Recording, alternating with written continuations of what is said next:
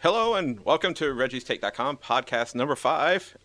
Joining me today is Caleb, first-time guest. Thanks for coming on. And James. How's it going? All right. I've been on your show before. Yes, you have. Yeah. You had to bring me in kicking and screaming. I know, the show is just it's torture to do. No, I'm glad to be here. Well, I appreciate you coming here. Well, today's subject is Iron Man movies. I've never seen any of them, actually.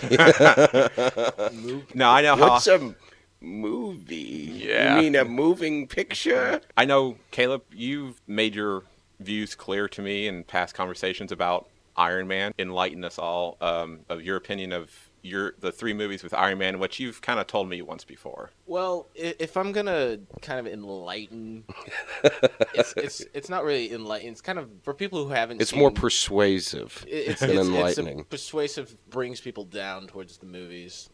Like for people who haven't potentially seen them, it would kind of. I feel like it would kind of be kind of a bad start.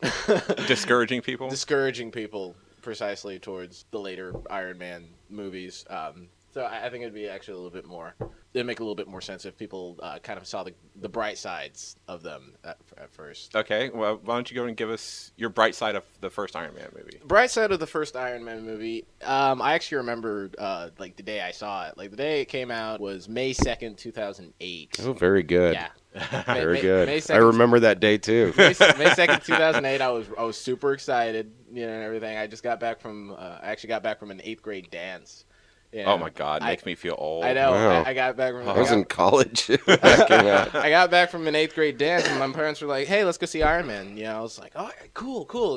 And I get to the theater, and there's lines like past the parking lot. Everyone's stoked to see it, and somehow I managed to like get real good seats. Like I cut like 600 people in line. Somehow I managed to make that happen. But the first Iron Man movie was a bit of a I feel like it was a bit of a game changer in a way. Oh, yeah. A bit of a game changer when for like it was kind of like the first superhero movie that people realized what can really be. The perfect portrayal of Tony Stark, which was in Robert Downey Jr.'s performance, and I think he got nominated for a Golden Globe for that. The movie has a sense of darkness to it, but still had a real good feel, like a perfect blockbuster type film. Did you like the storyline? I did like the storyline. I thought it was I thought the origin story was great. How he starts out he's a genius. He's a genius and everything, but then he sees that everything that he thought he's been working for has been actually has actually been like somewhat turned up on its head dealing underneath the table, as they said in the movie. Mm-hmm. I think the story played out beautifully. It deserved its Oscar nod for best visual effects. Yeah, the first movie was by far I think the best. Yeah, I agree with you a lot on that. You see, the thing is, especially since you brought up that it was a game changer, and it really was. That was the year that Iron Man and The Dark Knight came out, and which was before that. We had a long lull between Superman and Batman before they got bad, and then Spider-Man came out, and that was kind of the one that really got people excited. And my theory behind actually why the superhero movies have been so successful is actually because of, and don't hate me for saying this, but it's actually because of 9/11. Like, what movie came out right after 9/11 that took place in New York? Spider-Man. Got people real excited about it.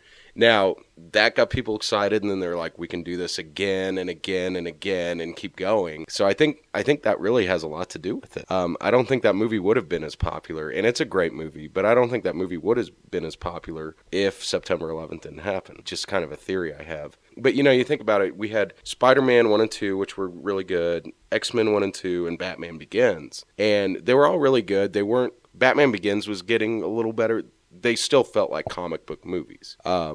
They still felt kind of old school. And then there was this long lull where everything was terrible for like 3 or 4 years, where it was like Fantastic Four and Ghost Rider and Daredevil and Spider-Man 3. And it's like, oh my God. And then Iron Man came out and you were like, this is good. This is really actually good. isn't. Yeah. That movie has a lot of it's a very well-rounded movie, like you were saying. Like there is a lot of darkness, there is a lot of humor, there is a lot of action, there is a lot of drama. Like a perfect balance in between all of them. Yeah. I mean, if I have one complaint about it, it's that the big fight scene at the third act, not bad, but it is a little, like, it's still a little played out. Like, it's just kind of animated robots fighting at that point. Mm-hmm. But that's a very minor complaint. And then, of course, Dark Knight came out, and now we've got all these others. We've got Thor, Avengers, and they've been really pretty good for the most part. Now, if I remember, I do believe they weren't, or I should say the critics weren't expecting much out of Iron Man when it was released. Is that true? I don't remember. I know I wasn't. And that's the thing, actually, because Iron Man, like, I mean, were you a Marvel fan? Yes. Okay. Iron Man was really popular with Marvel fans, not with anyone else. And he really is kind of a B-lister, you know, even compared to, like, Thor, Captain America, Hulk. Wasn't as well known. Well, yeah, you could take those three, ask a non-Marvel reader if you know who they are, and they'll say, yeah, I'm not really familiar with them, but I'm aware of them. Uh-huh. Iron Man, probably not at that time. And now he's super popular. And we owe that to Robert Downey Jr. And Robert Downey Jr. really recreated the character. I mean, he's a very different character I want to say he's a different character in the comics, but the problem is, over the decades, I don't think he was ever very well written. Yeah, he wasn't very well developed. Like, his personality changes all the time. Like, he's a very strange character. And there are some great stories, like the Demon in the Bottle story, the one where he and Dr. Doom fight Camelot or something, I don't know. But, I mean, there's some really great stories, but they just never found their niche with him. And I think with Robert Downey Jr., they were finally able to do that. But there you go. That's my spiel on Iron Man 1. Now, I know you said in previous conversations with you and me that you felt that Iron Man, especially when they got to Iron Man 2 and then they got to Iron Man 3, which we'll get to, you felt they lost a little something, that Marvel/Disney or whoever, kind of lost a little bit of their edge, or at least the edge of the character that you felt that they had established in the first Iron Man movie. Mm-hmm. They almost tried to reproduce the same thing that they had, but it was almost like the same thing that we already saw. But they tried to, like, beef it up a little bit by, adding in the action. They added in, Whiplash, and they added in the second suit that later was turned into War Machine. They tried to, beef things up, but it kind of fell on, on its side a little bit. They also the story wasn't as well-rounded as it was in the first. It wasn't as well-rounded as it was in the. No, like, with the second one, I do agree. The second one, I like it, but they really it felt like they were in a corner with that one. They didn't know. Yeah. Especially since the character grew so much in the first one, and then in the second one, he kind of stagnates. However, I do think that with Avengers and then with Iron Man 3, you see his character grow again. For whatever reason, they had a little bit of a creative lull with the second one. It's still a decent movie. Like, it's not a bad movie by any means, but there is a bit of a creative lull there. And, I'm not sure if... It probably has more to do with the fact that they didn't know... They were working on this whole Avengers thing and didn't really know what they were doing with that. So they were just kind of pigeonholed. They didn't know where to exactly take the character with knowing they were going to go with the Avengers. Yeah, so there's like if you watch Iron Man 2, there's a lot of that movie is actually just more about expanding, like, the Marvel universe with S.H.I.E.L.D. and all that stuff. Like, they kind of get away from the character for a good, 20, 30 minutes of that movie and just kind of start expanding. Now, I always kind of felt with Iron Man 2 that Tony's character kind of, to me, they were trying to, I took the interpretation of the character felt lost. Yeah. I mean, he'd gone through his experiences in the first one. He came out saying he was Iron Man at the end of the first one. And now that he is Iron Man, he wasn't sure what to but do you in a think certain that was sense. On purpose, or do you think it was because the writers had plateaued a little bit? I'm not sure. Yeah. I'm not sure about that. It's just watching it felt like the character itself, whether it was intentional, non-intentional, the character just felt lost. There's still some great stuff in the movie. I do like when he tears down his whole house to build a new suit. Like, that's really fun. And he uses the Captain America shield. Yeah. Yeah. There's just certain things, and then, of course, turning over his entire company to Pepper I don't know. The character just That made sense to me. He's a superhero now. He's he's not, got more and he things- was never a good businessman anyway. Right. Like that was Obadiah Stane's job, and that's why Obadiah Stane wanted to kill him because he was just a he felt he was in the way. drunk. Yeah, he's an inventor. Like he was never good at that. Well, And I was actually glad they gave it to Pepper. And a lot of times you see with a lot of the female characters in these superhero movies how they're just really they're really just a They're there for eye damsel candy. in distress, and like they're not Pepper. I'll give him credit for that. Pepper saves Iron Man on 2 movies. She kills the villain in Iron Man 1 and Iron Man 3 and saves Tony. True. Yeah, that's like that 'Cause- doesn't happen very often. Because she hits the button to blow the arc reactor, Yeah. which takes care of Obadiah. Yeah. And in the third one, she comes She out goes of ninja on the Mandarin. But it was kind of cool. Did you guys like the casting Yes. for the villain for the second one? For Mickey Rourke. Mickey Yes. Rourke. I did. Yeah, I actually- wish he was in the movie more. Yeah, I would. They also never actually refer to him as like Whiplash. They never actually. You know they why? never- Because he's a portmanteau. Of course, you know why. He's a portmanteau of 2 different villains. He's Whiplash and Anton. What is it? Anton I think Vanko, Vanko, yeah. who is also known as the Crimson Dynamo. So he's 2 different. He's like a combination of 2 different villains. Mm-hmm. Why they did that, I don't know. Like it's not like Iron Man has a plethora of great villains that you can use. Being not familiar with the comics, what are the differences of the 2 villains? Whiplash has a whip. Well, obviously. And Light bulb. Crimson Dynamo is just another guy in a suit. But Crimson Dynamo is interesting, not really, but sort of interesting because he's one of the earliest ones, and he was actually a Russian who was going to kill Iron Man. But then Iron Man was like, why don't you work for me? So he did. And then Black Widow was going to kill Crimson Dynamo, and I think she does. And that's the thing. They end up having, like, when they realized that they could just keep using the suits and not worry about character development, that's what they did. There's always, like, a new guy in a Crimson Dynamo suit. And I think there's, like, 5 different guys in a Whiplash suit. Like, I mean, Iron Man villains are not that great. Like, they're just suits is what they are, and somebody is Yeah, wearing them. I have a point on that when we start talking about Iron Man 3.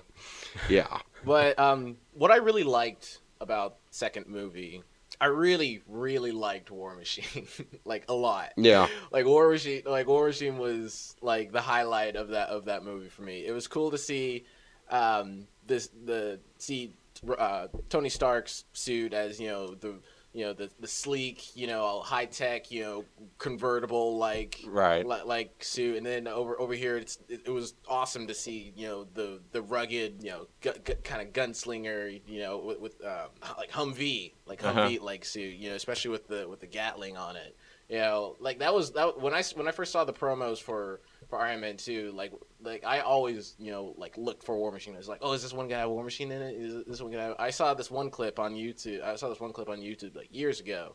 It was actually the Comic-Con footage that they released for Iron Man 2, and it ended with War Machine shooting around. I was like, I have to see this movie now because War Machine just looked like it was cool to see something new. It was cool. It was cool to see an actual new suit. It was interesting to see how it started out as his Mark II that he used in the first movie. And they built onto it. And the one scene when Justin Hammer? Justin Hammer. Justin Hammer. Justin Hammer. That's what it was. It was cool. Like like he's I got this gun. I got I got this. I got this and I got this and and then it was like just like so what do you want? What do you want? I can't read you. He's like I think I'll take it. He's like take it. All of it. Yeah. He was actually kind of a fun villain too. I kind Justin Hammer. I kind of felt like he kind of fell on deaf ears at sometimes. It took me a while, but after a while I realized that's the point. He's like some loser trying to be Tony Stark, and that's why he's just the most obnoxious human ever. I'd like to report that pilot survived.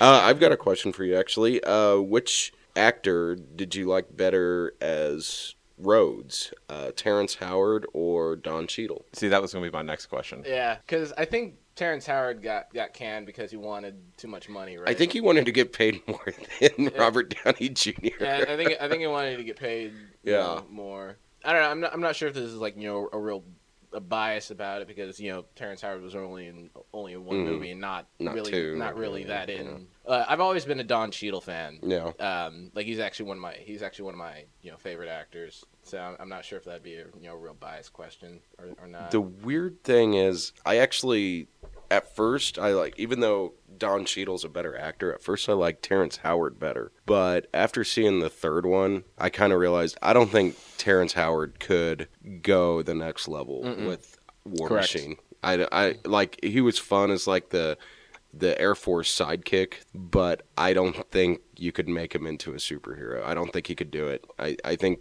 Don Cheadle was the right guy to replace him. Yeah, when I first heard that Terrence Howard actually was replaced with Don Cheadle, I was just like, really? Yeah. It was like, well, I mean, that's gonna be kind of weird. I mean, not only like on screen, because it takes people. Because for people who they don't look anything alike. I know, at all. Yeah, like for people who might not even really had the news, who like walked into the second movie like completely fresh. It was like, that's not Rhodey. Yeah. Or anything like that. But like like the first scene that when he comes in, right it's when he rocks, weird because it's like they're introducing him. You know how he comes in to Congress. Yeah, when he comes, it's like they're introducing him to the audiences. It's really bizarre. It's here's the new guy. And like then he like walks in. He's just like, I'm here. Let's deal with it. Let's go. Yeah. Yeah, but like right after that, I'm like even in that scene, I'm just like, okay. Yeah. Yeah. Okay. I think we can do this. Yeah. I think this works out just fine. In the comics, what is actually War Machine's relationship with Iron Man? He was actually Iron Man for a while. When Tony Stark became a drunk in the 80s, his friend, James Rhodes was his friend, he took the Iron Man mantle. The weird part is, this is what's weird about Avengers in those days, is Iron Man didn't even reveal his identity to the other Avengers. It makes no sense. Like, when you try to read it, it's just bizarre. So Rhodes just takes over, and they all just assume that he was Iron Man all along. And he's Iron Man for maybe a year, I think, while Tony's drunk. And then Tony gets his act together. And then after a while, I don't know when he becomes War Machine. I think that's the 90s, but I could be wrong. But yeah, at first, he is the second Iron Man. See, I didn't know that because I've had previous conversations with you. I've kind of been in the Batman world. Mm-hmm. Marvel to me is I'm getting introduced to Marvel via way of the movies. One thing I want to take back a little bit. It sounded like I was dogging Iron Man comics for a while. Like, the villains have never been that good. The character kind of bounces around a little bit. But one thing that's always been good about Iron Man is he's like Spider-Man and Superman and Batman, where he has a really good supporting cast. Actually, and they bounce around too, now that I think of it, because he and Pepper don't stay together. They get rid of Pepper. She marries Happy Hogan. Yeah. Really? So imagine Wow. Gwyneth Paltrow and John and John Favreau. Gross. Oh, Yeah. that's delightful. Yeah, gross. I actually had no idea. I had no idea. Yeah. Yeah, Wow. and I don't know when she comes back. They probably started bringing her back around when the movies came out. So she was gone for a while then? Yeah, she was just a lot of the early girlfriends, like Spider-Man had Betty Brant. No one remembers her. Even forgetting names, I'm so sorry. What's her name from Thor? Natalie Portman. Uh-huh. Even her character, she leaves early on in the 60s. In So the they're Thor digging comics. back with Iron Man, they're really digging back with like the old girlfriends. They're going back to the kind of the almost originals. Yeah, to the very first First ones. ones. Weird, but And I'm sure it's probably keeping the really diehard fans happy with that to a point. who maybe. cares, man? Like, you can't please those people. Yeah. Like, you just gotta do something. Now, Iron Man 3. Oh, you skipped one. The Avengers. What happened? That one felt like Iron Man 3, honestly. Really? And Thor 2. But anyway, if you want to go to Iron Man 3. Well, I figured since we're in the Iron Man, Okay, let's do it. or if it makes better sense to you, we can touch on the Avengers. No, I mean, we'll go to Iron Man 3. Okay.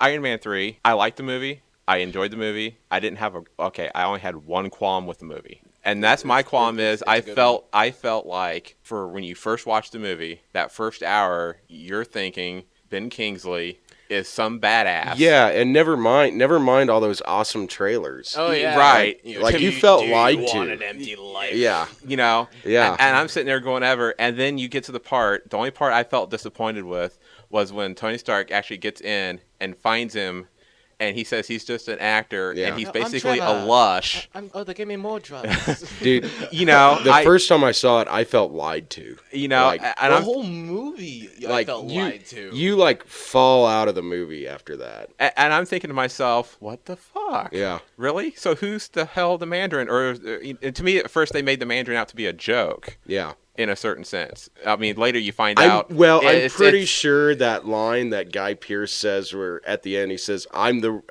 Mandarin, and I have been all along." I'm pretty sure they just added that in there so people will be like, "Well, I guess there was a Mandarin in this movie." I don't know. You know, other than feeling like they cheated me out of wanting, because I was wanting to see. By the time we get to an hour into the movie, I'm thinking, okay, how the hell is this going to end? The showdown between Thing. Guy Pearce and Tony Stark was pretty cool. Right. Like Guy Pearce doing karate was a lot of fun. Now, And breathing fire. Oh my god. I thought it was kind of fun. now, the whole thing with the whole botanist thing and the regrowing of all that, was that something that was in the comics or something they just made up for the movie? Extremis is really different from the movie. First off, here's the weird part. Guy Pearce's character is named Aldrich Killian. Uh-huh. The only thing he's ever been in was the Extremis storyline, which is like, I read it right before, or either before or after I saw the movie. I never got around to it. He is one of the scientists, along with that Dr. Maya, whatever her name is, who designed the Extremis virus. But other than that, like, he has a lot of importance in the storyline in that he developed this virus. But other than that, he's in for one page and he realizes what he's done because this virus is out of control. So he's sitting there and he writes a suicide note, pulls out a gun and blows his brains out. Like, that's it. Yeah. And in the movie, that's why, and in a way, it's brilliant marketing because, like, if you know that going into it, it's like, well, he's just going to be a scientist henchman or something working for the Mandarin. I got to say, I did not see the twist coming at all. And usually I see them coming, and a lot of time, I think I was into the hype. This is probably the only superhero movie where I was ever shocked by being surprised. Like, I was shocked in Dark Knight by how cool it was, but like, this is the first time where I just didn't see that coming in a superhero movie, because usually they're pretty predictable. I didn't see that coming, and it took me a long time. Like, I saw the movie a couple times, and I liked it more the more I saw it. I will say it took me a while to decide whether or not I liked the twist, and I'm still not sure, but I'm going to give them credit. They did something that they've never done in a superhero movie, and that surprised me. Yeah. So because you know, that part at the scene where, you know, the Mandarin gives the president, and he tells the president the phone number's on his cell phone to call and whatever, and then they give, you know, he shoots him. Does he really shoot the guy? I've seen the movie like three times. They said in the movie that they'd never trust him with a real one. Oh. Yeah, like, did someone else shoot him though? Is that guy really dead? I don't. Like, I actually. it don't, was really weird because he like looks. Remember, he gives that look at the camera, like you see like a little bit of fear. No, it actually cuts to like having like both of them in the shot, like having them both like lean down and Yeah. Like, but I'm not sure because like later on when Tony actually comes up into the mansion, he says, "Oh, they never trust me with a real gun." Yeah.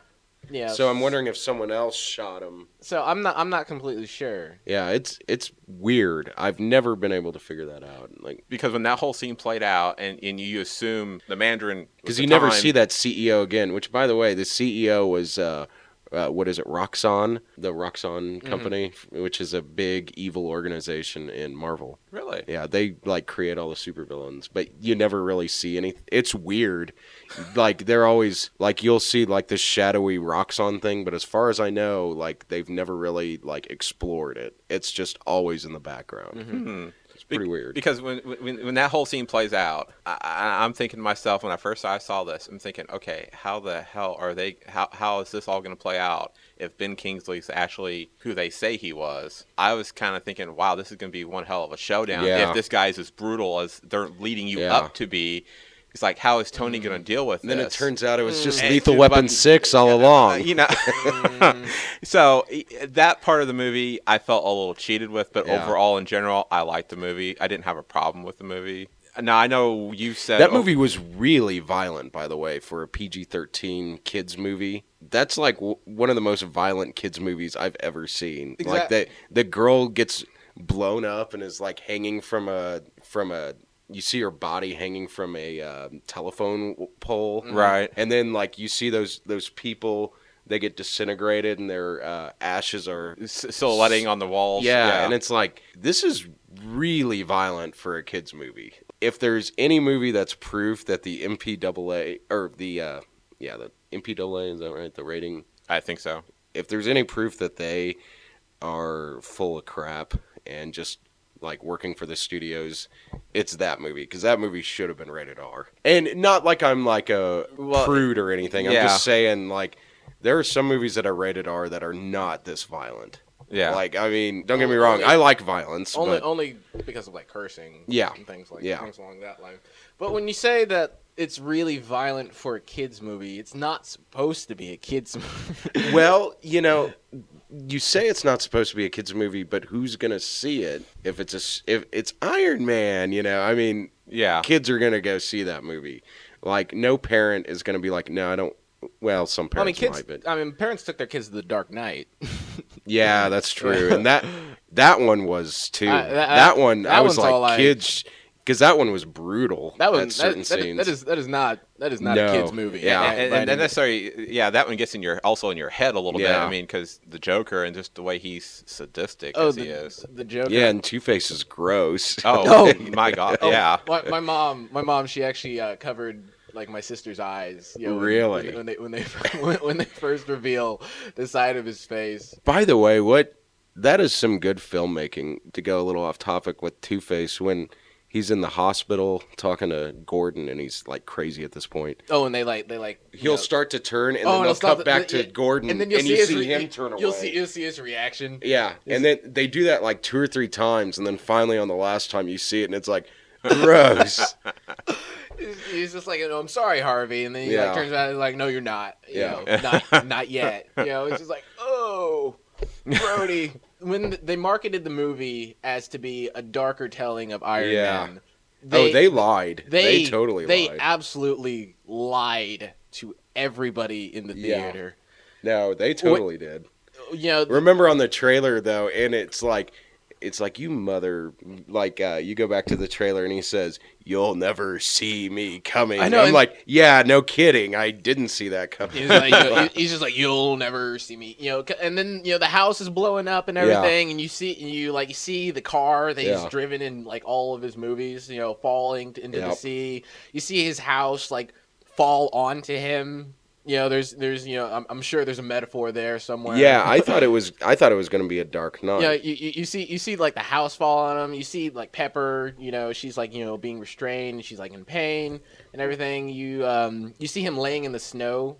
Yeah, Laying in the snow, dragging his suit along. You're just like you're like, oh my gosh, I have to see this movie. Even the logo they had for where the it's movie broken. is damaged Yeah. and everything like that. and then it ended up being kind of And- just bizarre. No, it didn't end up being bizarre. It ended up being so freaking family friendly.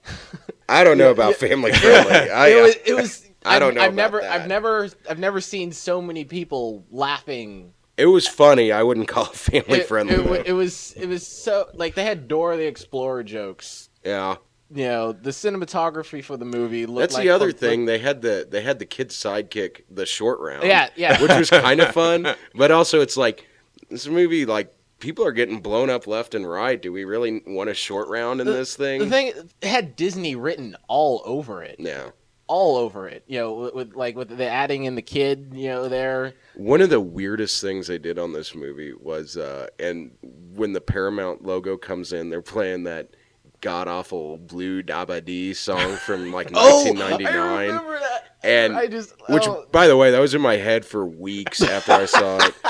But like, I think that just set the entire tone for the rest of the movie, where it's really like did. it's like a lot of fluff and stuff. But one thing I'll give him credit for with the Mandarin thing, and I'll give Shane Black some credit for this. One of the problems that some people had with the first one was they felt like, and you know, it came out at a time when we were at war and blah blah. Even though I don't really agree with it, I don't think the first movie's that bad on this at all. But a lot of people say that like it Anti-war. no, like it has this anti-foreigner feel to it, is what a lot of people say. Like I don't agree with that. I can see where they get it. Like, even though at the end it turns out it was the evil white businessman all along. But so then on the third one, it's like, you know, they really are playing on this xenophobic fear that we have in America. You know, you see the televised foreigners. Oh, yeah. You see all that. You're afraid. And then it turns out we were the villains all along, which is exactly the same storyline from the first one, if you think about it. But, you know, it's still kind of neat how they did it, because it really, like, if you look at it that way, it's like, I can see what he's doing. Like, I can see what he's doing with this, because, I mean, the fact of the matter is the Mandarin in the comics was Chinese, and he was very much a racist caricature, which I think is why they quit using him after, like, somewhere in the 70s, he became very sporadic, like, and they tried to make him a better villain, but they kind of quit using him, actually. But here, it's like, no, the foreign people aren't the villains. It's these scary business guys that are the villains. And I thought that was kind of interesting. Do you think they changed, as they said, surprised you with the Mandarin in the third one because they didn't want it to be too closely related to Osama bin Laden type of character? Or I think it came off as more of an Osama bin Laden type character. Remember when was it Navy SEALs or was it Marines? Yeah, okay, Navy when the SEALs. Navy SEALs came in to kill him, remember there was like all these porn and like movies, and so like when they come in and he's just a drunk, that I immediately thought of Osama bin Laden. Now, I don't believe that that Osama bin Laden was an actor hired by the U.S. government, but there is like this, when you take down all the scary, when you get rid of, when you pay attention to the man behind the curtain, you know, it's not the scary Wizard of Oz. It's a little freak, you know, with his porn, or in this movie his booze.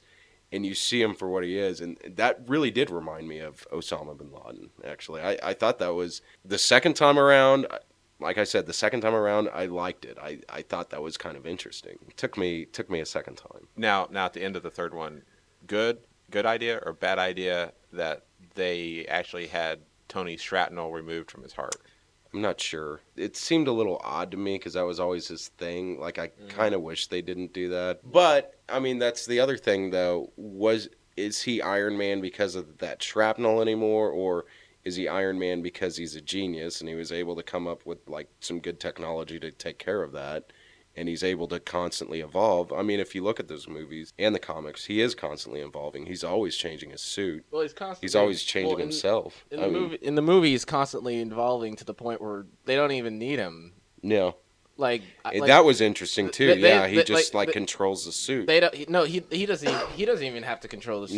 No. You know, in the last fight scene, he's got 41 other suits doing their own thing. Jarvis is controlling. Yeah. Like I don't like. It got to the point where I wasn't really sure if Tony Stark was really Iron Man. It got to the point where really Jarvis is more Iron Man than anything. Like even when he first meets his little kid, he's like, is that Iron Man? Not are you Iron Man? No. Because that suit can run on its own. Yeah. They really played on that throughout the entire movie. Like with the plane, like with the Air Force One scene and everything, and then he gets hit by the truck. I think they played on it, but at the end, you do realize that he still is Iron Man because he's the one who has to think on his feet. Jarvis might be a computer, but you need that kind of Captain Kirk quality that Tony Stark has. I think you still have whether or not they succeeded on portraying that, I don't know, but I think that's what they were trying to do. Like it just got kind of like the last fight scene go on for a while, for a while on why I felt kind of cheated throughout that movie. Like the cinematography for the movie reminded me of like Tom and Huck. Really? Yes. It looked like it like straight from Disney, like straight from Disney's vault. Even like watching the movie like at home last night. You know, the disc started playing out with. Like if you guys have watched, like Disney movies from Disney, you know how it, like, had that little noise. It's like, coming soon to theaters. Oh you yeah. know? Oh, yeah. Well, Avengers has that too. Yeah. Yeah, that's just so, it just seems kind of wrong. Well, I mean, there are only 6 different movie companies out there. Really, Really, yeah. 6 different ones. It's bound to be Disney eventually. It's It could be worse. I mean, Disney's done fine. Like, I'm not going to complain. It could be worse. It could be Fox. It could be worse. It could be Sony. Have you seen... One thing that drives me nuts about Sony, like, if you ever look at their... if you look at the Spider-Man posters, it looks like they're not good posters. And there are a lot of posters that are bad. But Spider-Man, those movies, even the new ones... It's like an intern is doing those posters. Like, I mean, they look terrible. The lighting is wrong. It's photoshopped poorly. Like, and nothing's going on. He's just always sitting there. I mean, it's just, I hate those posters. I just can't stand them. You know who makes good posters? Like Iron Man 3, great poster. Like, there's always a bad poster and then a good poster. I think the bad poster gets Iron Man 3 when there's that poster where he's just Tony Stark in that room with all his old Iron Man suits. Uh-huh. Like, that's a great poster. Wolverine, actually, I'll give Fox credit. The Wolverine poster done in that, like, samurai katana drawing. Where he's got the... Yeah. Kind of a That's a drawing, great poster. The drawing one look. Yeah. And the Thor 2 posters look good. Why Sony can't do it, I don't know. Well, even the Hulk, even the Incredible Hulk. There's that poster where Ed Norton Norton's is like walking standing, this way, and the Hulk is walking the other way, which is interesting because that is actually based off of a Spider-Man issue, Amazing Spider-Man number 50, where Peter's walking this way and a giant Spider-Man image is walking in the opposite. Yeah, it's based off Spider-Man. It's like the best cover ever made. I guess Universal was like, it's actually the story that Spider-Man 2 is based off. So I guess Universal was like, they didn't use that for Spider. Okay, I guess we will. I guess we'll do it. Another way that they this kind of has to do with your posters. They portray the movie as, we don't know, we don't know if he's going to survive or not. Yeah. We don't know what's going to happen. Yeah. That's why you got to really go watch this movie, because this movie's it's gonna be gritty, it's gonna be dark, and everything. Like the soundtrack, Heroes Fall. The soundtrack. They because I remember I saw the comic book cover where he actually is upside down falling from the sky. I actually did see that cover. But he never ever got to that point. He actually has all these. Well, he doesn't have the suit for most of the movie. Exactly, he has to work. He has to do everything. And actually, that's my favorite part of the movie. That's your favorite? Is when he's going to buying fertilizer and all this really suspicious stuff from Home Depot, and he's dressed as the Unabomber. He doesn't need the suits. He can build some makeshift piece of crap himself and still beat up all those henchmen. That's pretty cool. And a lot of people were talking about, well, how's he doing all this karate and crap? It's he's been wearing a 100-pound suit for 4 years now. I think he's going to be in good shape now. I think that's just going to happen. I think you're just going to, all of a sudden, after a couple years of that, you'll be in really good shape. Oh, because I think it's got to be a hot, heavy... Yeah. I mean, even though it's all computer hot and generated heavy. Now you're talking, Ron. Well, I want to go back one more thing here. The whole idea that he was talking in a certain sense, really, because if you stay after the credits... Mm-hmm. He's talking to the Hulk. He's talking to Mark Ruffalo. I don't Hulk. have the temperament I mean, to listen to you. I mean, I really didn't think that was too bad, because to me it kind of shows me that since the Avengers, which we haven't really talked about yet, but it shows to me that they're still trying to tie in that the Avengers thing where those two are kind of hanging out now, kind of getting along with each other, and that's the reason why I think they may have put that in. Yeah. I know it's a no, minor that's thing. fine with me. It's a minor I liked thing. it. I mean, a lot of people if you complain that it's not leading up to the next movie, like all the others did. Yeah. It's who cares? It was funny. Yeah. I felt like it is kind of leading up to another. I mean, because like after In a way, you're right. because like in the end of the Avengers, you see them getting into the same car together. And, he's That's like, right. why don't you work at my tower? Why don't you work with me? I could help you out with a lot of this stuff. A lot of this stuff, and you got a good brain on you and stuff like that. Yeah. And then at the end of the Iron Man 3. You see that they're still hanging out. Yeah. So you still see that potential. Yeah. Like when is something gonna happen after that? And even after that scene, they say Tony Stark will return. Yep. They don't say for what because they don't say it was up in the air. Yeah, they don't say for like Iron Man 4. By the way, you know what that's because they did that with Captain America and Thor also. Will return in Avengers. You know what that's an allusion to, right? The James Bond movies. Oh, They yeah. always used to say, Yeah, James Bond used to return will return from Russia with love, or James Bond will return in Goldfinger. Yeah. And then when they ran out of books, they were like, let's not say this anymore. Yeah. Now they just put. We have to James, make up titles now. James Bond will. They did that. Actually, they did that with Skyfall. They said Yeah, they James put Bond will return. Yeah. And they didn't wait till the end. Skyfall. That is a good movie. Really good. I could spend another half hour talking about. Yes, that's like one of my favorite movies. I like that one better than. I think I might have liked it better than Avengers. Well, I mean, to me, if you take the whole first three movies with Daniel Craig, You as a can whole, take out Quantum of Solace and be fine. That movie right. sucks. Well, even if you leave it in there, though, you can tell they've taken that character from a beginning. Yeah. And now at the end of Skyfall, they've come full circle. They've He come is full James circle. Bond now. He's now James Bond, and they've put everyone back into place now. A male M. Not Finally. That, I mean, not that I had a problem with Judi Dench as M. Did you notice his name was Mallory? Is Yes. that a reference to Archer? I don't know. I don't think it is, but it would be awesome if it were, because Mallory's the name of the head of ISIS on Archer, which of course Archer is a big parody of James Bond. Maybe they did it to a wink and a nod to the Archer I've looked fans. it up. No one has said anything. Like Google doesn't know anything about it, so. And Google knows everything. But yeah, I thought I can't wait to see what they do with the next one, because they've got the same director back for the next Bond movie too. Yeah. So. Another good movie, if you haven't seen it, is World's End.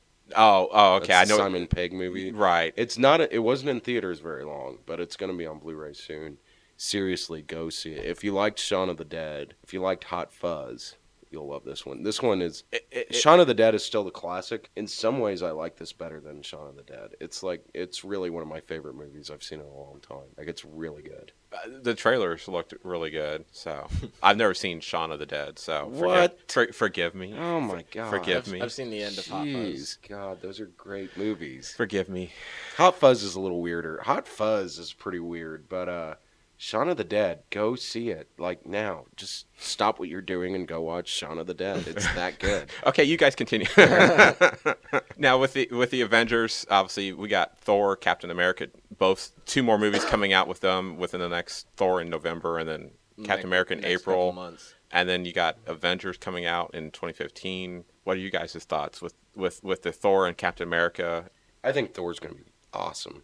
Well, the thing about Thor is they're trying to make it look like the Game of Thrones. You think? I've never seen Game of Thrones. written statements from people who are making it have that kind of feel. That's why it looks so dark. It must work because it looks really good. Yeah. And I'm glad they're... One thing I did like about the first one compared to Green Lantern, which came out the same Exactly, year. They compared to spent Green a lot. They spent a lot of time in Asgard. Maybe not as much as you'd want, because Thor is on Earth most of the time, but you are still seeing what's going on in Asgard all the time. They're not ashamed of the fantasy land. Whereas Green Lantern, like, you barely see outer space in that movie. That movie sucked. That movie was an atrocity. Yeah. That was the first movie in a very long time that I got up and left. Yeah, that was bad. It wasn't as bad as Wolverine Origins, but it was bad. The 2009 one. Yeah. Not the new one's good. Now, from what The new one's good. It was like a straight ahead James Bond movies in Japan killing ninjas. What's not to love? as long as they didn't make him try and look like a bad Japanese guy in costume. But this one, what I like about it is it looks like most of the movie will be in Asgard. Well, they also said there you'll see a couple of the other 9 realms. Yeah. So Yeah. they're branching out. Like we've already seen Jotunheim. Maybe next we'll see Niflheim. Who knows?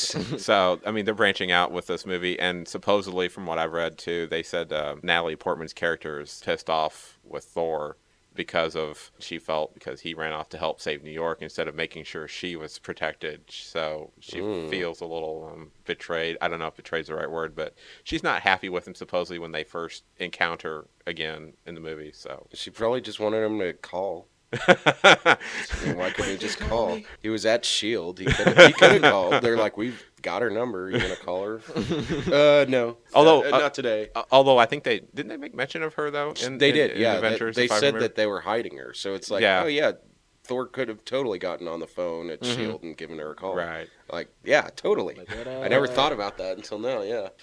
What an idiot. Now, the second Captain America movie is coming back with the bad guy from his best friend who died in the first one. I totally called that. I totally called that when I saw the first movie. Yeah, I didn't think they were gonna do that. Like I was like, they're totally gonna bring him back. He's not dead. I didn't think How? See, Okay. Bucky was, for those of you who don't know, Bucky was in the 1940s. Every superhero had a teenage sidekick. Bucky was actually the teenage sidekick. He wasn't the same age and a friend. He was a teenager. He dressed like Robin. Seriously, everyone had those. And then in the 60s, when Stan Lee wanted to bring Captain America back, like, he brought him back in Avengers. And he was like, we don't do sidekicks anymore. So what he did is he wrote it to where Bucky was killed. Bucky is basically a plot device. You know, he's like Captain America's Uncle Ben, you know, but in 2005, the same year they brought Jason Todd back as the Red Hood, Marvel, and it's weird. It's like right at the same time, Marvel brings back Bucky, and now he's called the Winter Soldier. I don't know much other than that. I'm more familiar with Batman than I am Captain America, but it was weird that they brought, and now they're villains, and Yeah. And actually, I'm a little. I think it has to be a coincidence because it was like the same time, unless there were people on the inside. I don't think so, but I mean, it is weird. Or they had the same idea and just coincidence. Yeah. Merely coincidence. I think that's all it is. I prefer bringing Bucky back as opposed to Jason Todd. And bringing Jason Todd back as Red Hood, I've warmed up to. I started to like it more. Did you see the animated movie? That was good. That was real good. They changed how they brought him back, and they did it better using the Lazarus pit. How they brought him back in the comics made no sense. How did they bring him back in the comics? Something about Mr. McZittleplex from Superman, like his reality warping powers, and somehow that accidentally brought Jason Todd back from the dead. What the hell? It makes no sense. I think that's what happened. It's bizarre. I'm really not sure how they brought Bucky back, though. I think he might have never been dead, and they just gave him super soldier serums or something. But I mean, that's the thing with Bucky. He was a plot device. Bring him back. With Jason Todd, like, the whole death in a family thing kind of stung, and now you're bringing him back. But I warmed up. It warmed up with me a little bit. It was a sad story. Remember when Joker was dressed as the Ayatollah? It was really strange. The 80s were weird, man. Well, I didn't really. Yeah, I didn't either. I was like maybe not born when that came out, but I never really got into the comics till the 90s. So, yeah. And even then, I was already an adult. So, I read it released them as paperbacks later on. And that's when I read them. I really don't think I was even alive when the story came out. Now, you guys think Iron Man will play as big a role in the second Avengers, or he'll be more of a side character? I think he'll. I think he'll be big. They're giving him like the same amount of money. So Yeah, he's he's gonna be He probably have to be. Some people think he might die in the next one. I don't know. I don't think so. I don't think so. Why because- would you do that? Because Disney has announced that they've signed him for sure to bring him back for 2 and 3. Yeah. Oh, really? For Avengers, Avengers 2 and 3. Okay. But there's nothing in there saying anything else of a fourth Iron Man. They've made that perfectly clear. Yeah, he's not going to do it, and that's good. Well, because he said closed the story. Yeah, with the third he one, and they he did. doesn't he doesn't want to. Robert Downey Yeah. Jr. said himself that he doesn't want to overstay his welcome. Yeah. Like he says the first time he did it best. Yeah, He doesn't want to stay too long. and that's they closed the Iron Man story because what's going to happen if they keep doing it is eventually it's going to be like he and Pepper, like it's just going to seem fake and. It's like, oh, we're in love. We swear. The script says so. Like it's just gonna. It would get bad if it went going. Like they made the right choice. It may be my misunderstanding. Was War Machine ever a bad guy to Iron Man? in the comics, or did I misread I that? don't think so. War Machine? No. Yeah, no, always kind of together. Yeah. Okay. I mean, they might have gotten in arguments, but Okay, I didn't know because it was something I read at one point, and I didn't know how true it was, so I figured I'd ask you. Oh, are you talking about Iron Patriot? Yeah. Here's the deal with Iron Patriot in the comics, and I don't read Marvel comics anymore. I wasn't just actually know sure if he things. was like actually in the. I This is where it gets bad. He's Norman Osborn, the Green Goblin. seriously. Yes, the Marvel comics make no sense anymore. Like they're just awful. But yeah, who the hell are you? He's the Green Just- Goblin.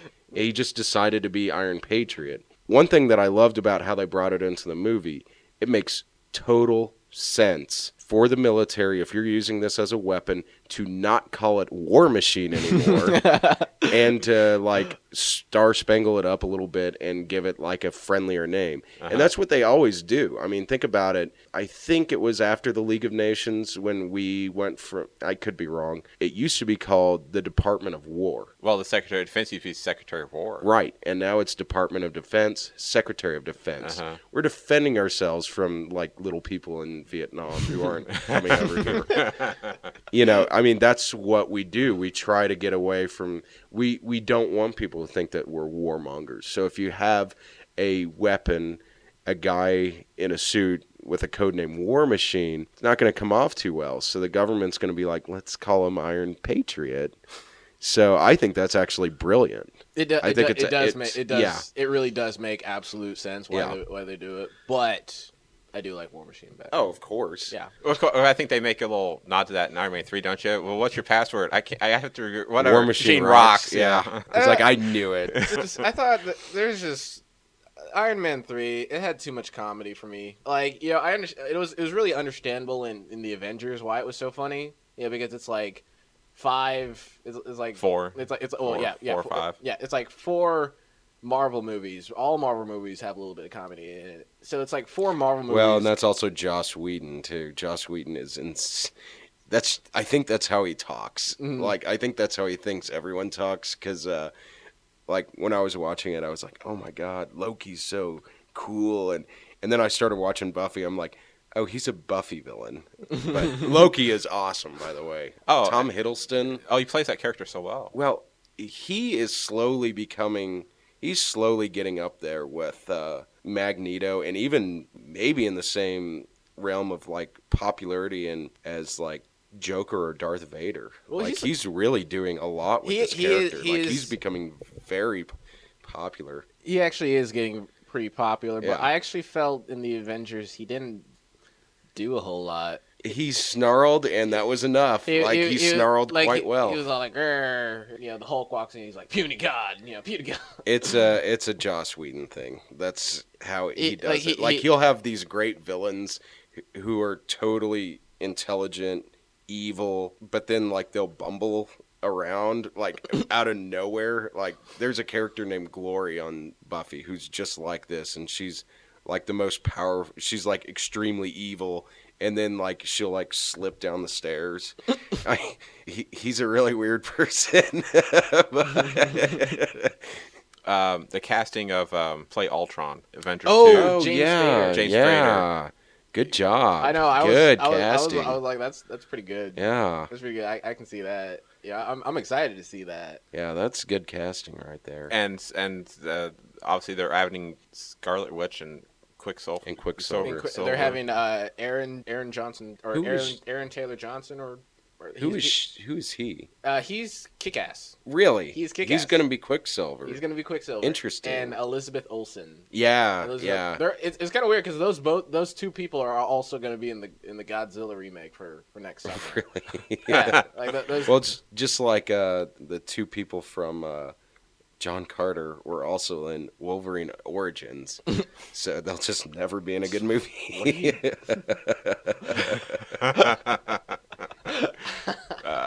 Final thoughts from you Final two? thought. Yeah. My final thought is I don't know. I don't have one. I'm You don't have sorry. one? That's all right. You don't have That's one? fine. Something I wish Marvel would stop doing is Marvel seems to know that people will watch their shit.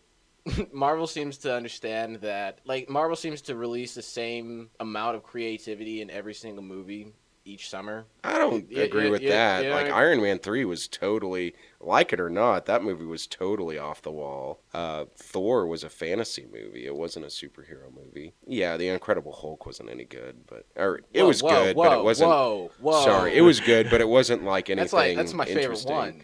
Well, and Captain America, that was a period piece. Period that doesn't exist, but it was still like a period war story, Right. but with superheroes. I mean, Well, I don't mean like the same type of movie, but like they put the same like amount of work like for every single one. They never I never really felt like they find like the next step for. Oh, I think Iron Man 3 was totally the next step, or at least them trying to do the next step. Yeah, trying to do the next. I actually heard. Whether you don't like it or not, I heard you gotta that, admit I heard that they they actually did a asked lot. JJ when they were getting ready to wrap up productions. Like they felt like the movie was still like unfinished. I heard they actually asked JJ Abrams to come in and wrap up the movie for them. Really? I never knew that. Yeah, and what how can we make this better? Like something.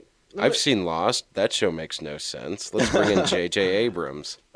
That show never made sense to me anyway, but Yeah. I never got in from the beginning. And Yeah, the whole clean slate thing, all the suits burst in fireworks, him getting rid of his shrapnel. I mean, they do wrap up the story, but then like I read in an article recently that how is Tony Stark gonna be in the Avengers? He's gonna have to build a new suit. Yeah. He's And gonna isn't that going to be exciting to watch him build a new suit again? That's always exciting. It's like you wrapped. It's like, how's he going to do it this time? like I want to see that. You wrapped up the story fine, but it's just like now you have to like restart. But that's what you always have to do.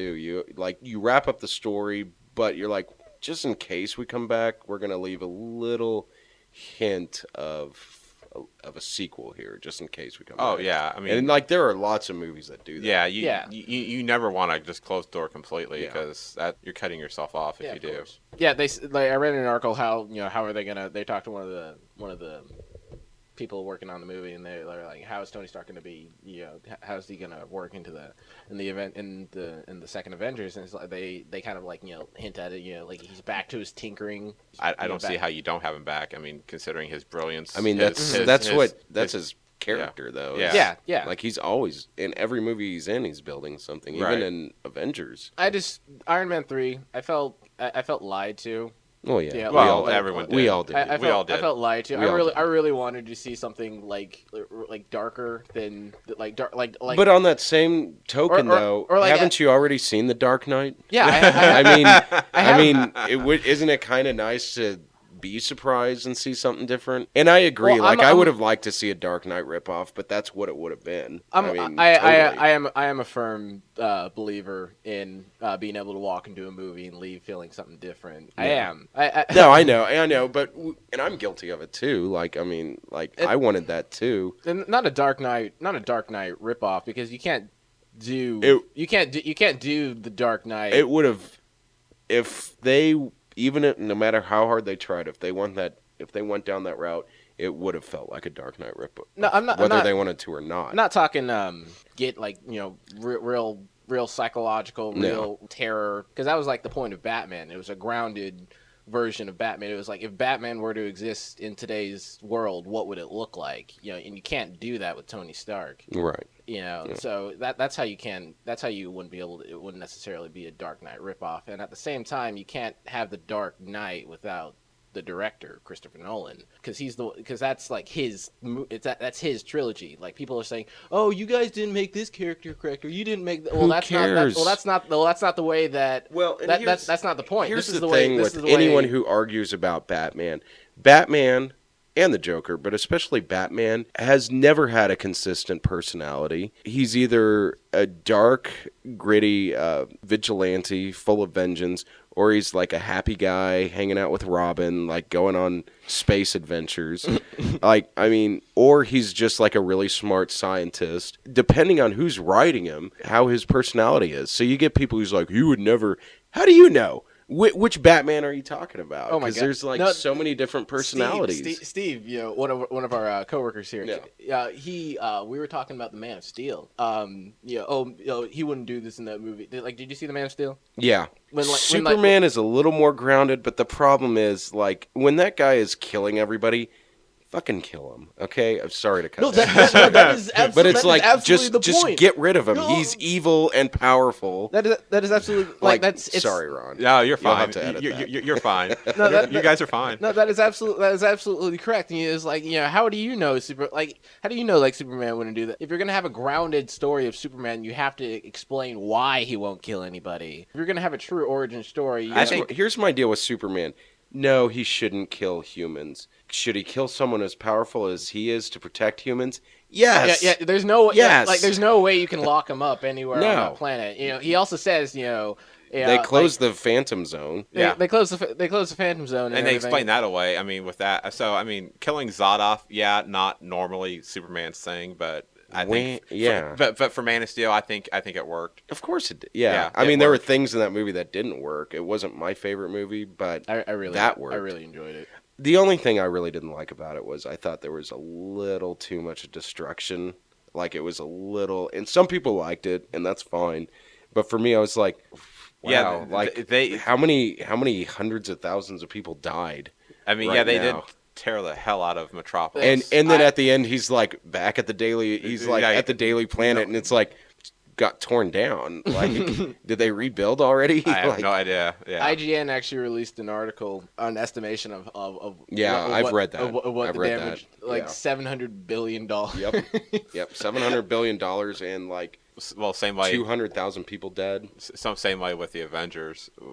Someone released what Yeah. they destroyed New York. How much?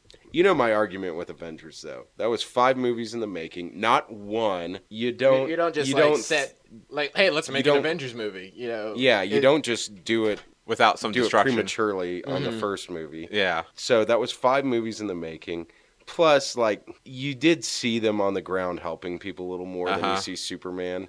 Well, Like, Captain my America, favorite thing is Superman and Zod go up into outer space, and you see the Wayne satellite. But then they come back down, and it's like, why didn't you keep him in space or fly over the ocean with him or something? Why did you follow him back down to Metropolis? Not just Metropolis, like the same city. Yeah. The same. Like, what are you thinking? Yes. And then there's that part where he punches. I can't remember if it's Zod or another guy, but he punches someone and they fly through a grain elevator. And it's like, well, 10 workers died. Good job, Superman. that was one of the. And before they even destroyed New York, they tear the hell out of Smallville. So Yeah. which if Hutchison wants to be called, the Smallville of Kansas, Hutchinson is not Smallville. I know. Like, it'd be more like a town around Lawrence or something. I did like the fact you saw the KU T-shirt Yeah. on him. That was kind of cool. Yeah. And even a Royals T-shirt at one point. Yep.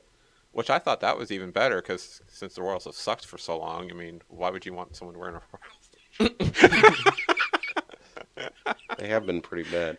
They were doing better this year. Yes, they finished 10 games over 500, Yeah, which they did all I'll right. give them credit. So, It's better than they've been in, 20 years?